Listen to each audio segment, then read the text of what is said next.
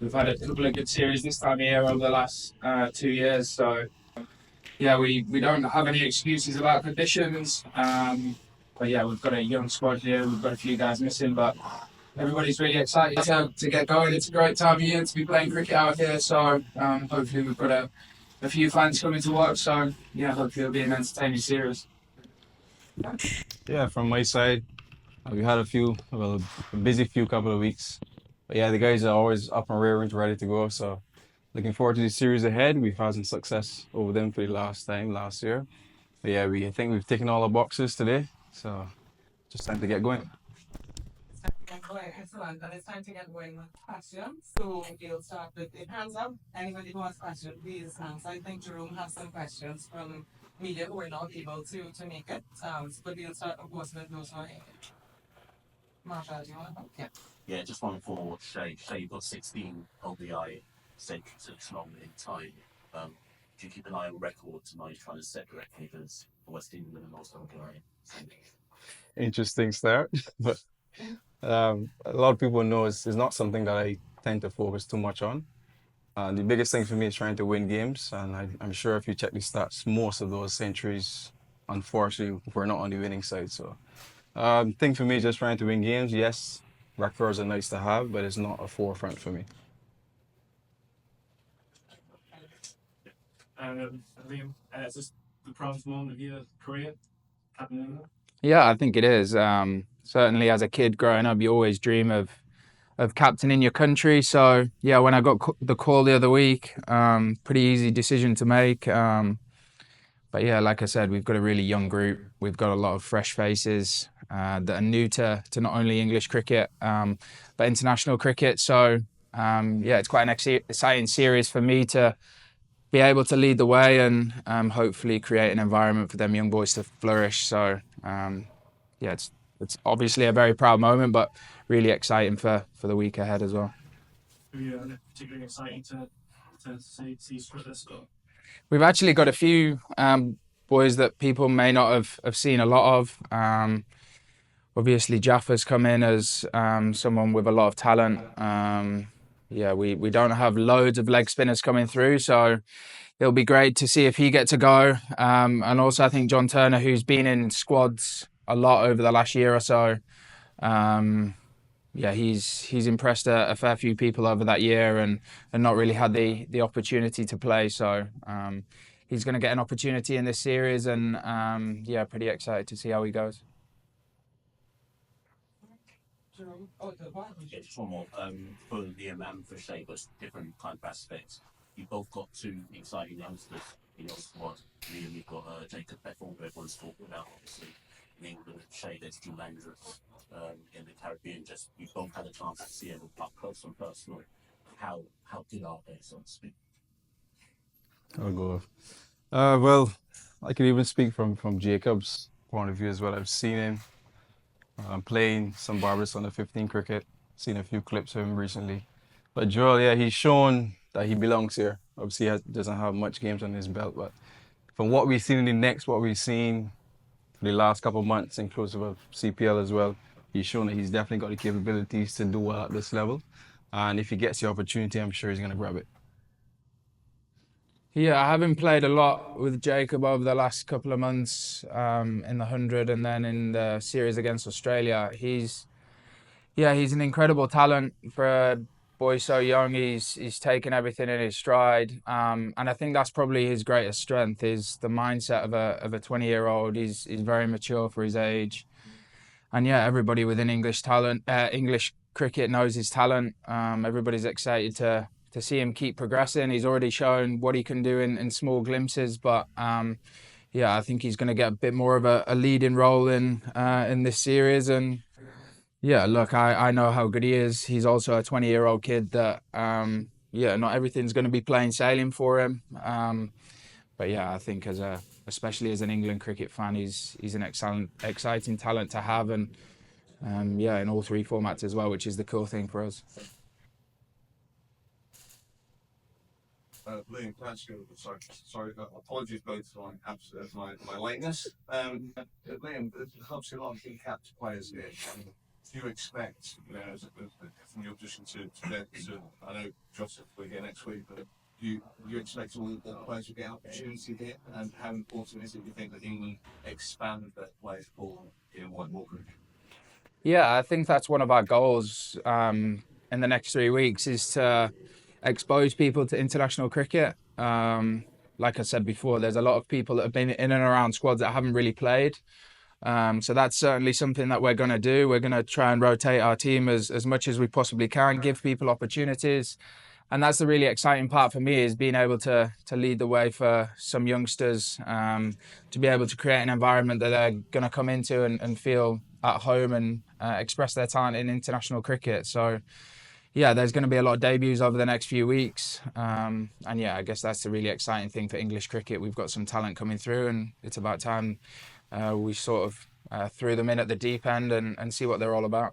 How difficult will it be to balance what you just said there with trying to get positive results? And then obviously there's the balance between the two. Yeah, of course, there's always a balance, but any game, professional game that any professional player plays in, it's all about winning. Yeah, we're not going to make any excuses about having a young squad or trying to give people some opportunities. The opportunities are there to win games of cricket for England. So yeah, first and foremost, we're going to obviously be playing to win, but also be nice to give people an opportunity to experience what it's like to play international cricket. And yeah, that, like I've said a number of times, the group that I've seen over the last couple of days is really exciting. There's some fresh faces, and it's always nice to have that around. It almost takes you back to when you were making your debut, and everybody's really excited to get going. How much have you seen previously of Jaffa Chow? I haven't seen a lot, to be honest. He's bowled at me a couple of times. I've faced him in a couple of Roses games, I think. And I think he's bowled at us a couple of times in the nets as well.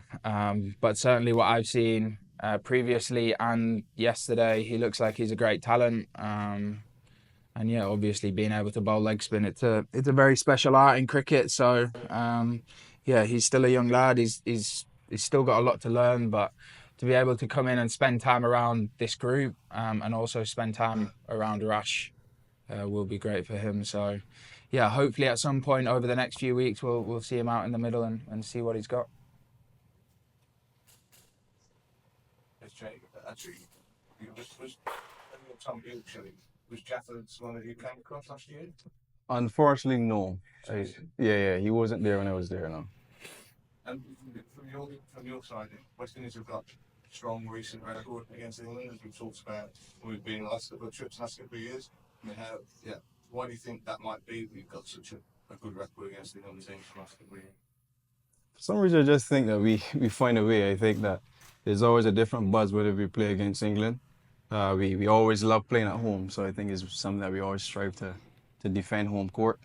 I just think the way we've prepped, the way we've planned, we just need to continue executing, and then the rest will take care of itself, or the results will take care of itself. I guess everyone else is to Champions Trophy focus. Is it time for you to sort of get back to where you were in terms of one-day cricket now? Yeah, for sure. Well, we don't have the option of playing Champions Trophy this time, but we still definitely have to look ahead. We've got 2027 in our eyesight, but we have to take it stride by stride. It's important that we focus on each game at a time. We understand that every single game matters because points will get us up the rankings and give us an easier chance of qualifying.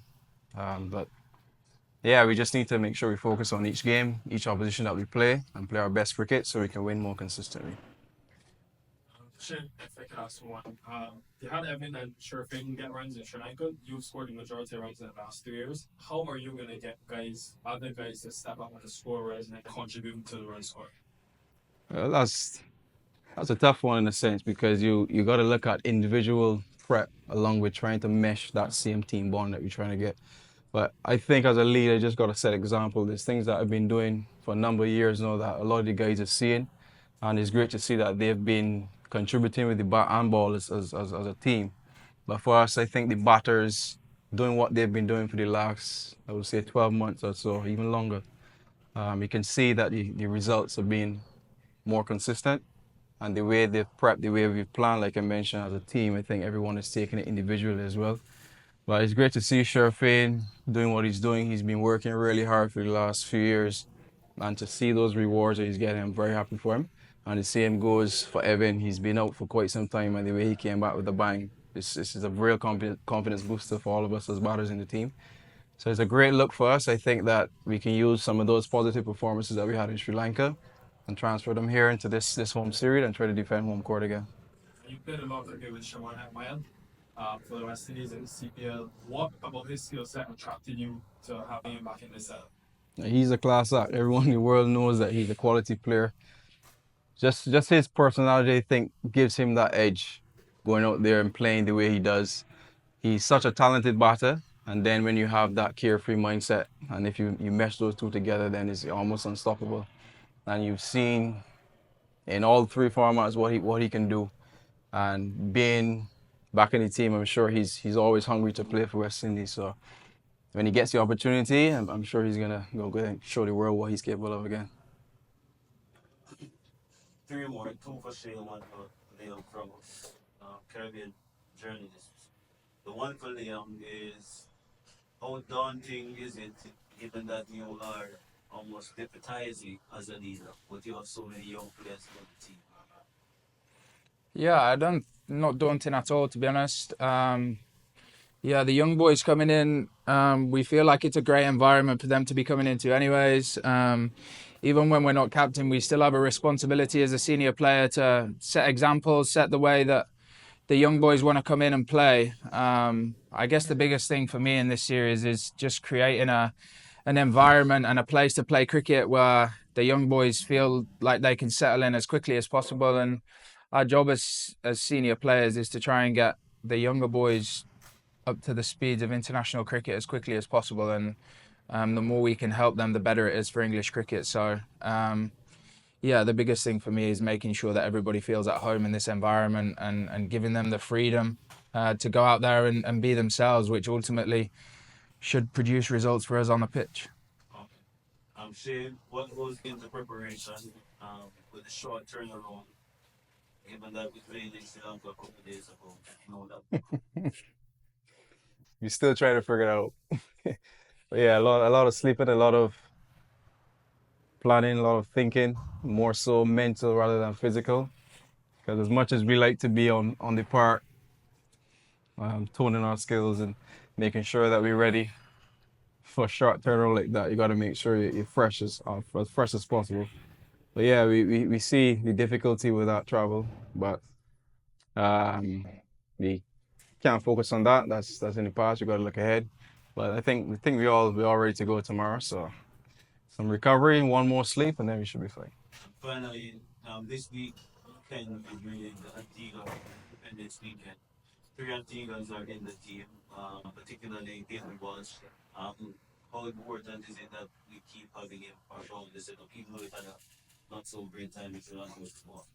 Yeah, well, we understand the importance of having quality leg spinners and wrist spinners in international cricket, cricket in general. But I think, and it's fair to say, the shortage that we had in the last few years in the West Indies, I think is something that we got to look at. Hayden has shown that he's been playing good cricket for the last couple of years, and I think that the way how he's gone about his business, he's been prepping well, he's been planning well. So I think that giving him, the opportunity to play and express his skills, I think it's something we have to look at.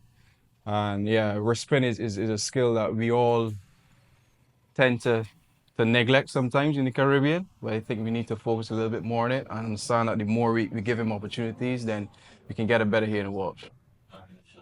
That's it. Yes, sir. That's okay. That's the way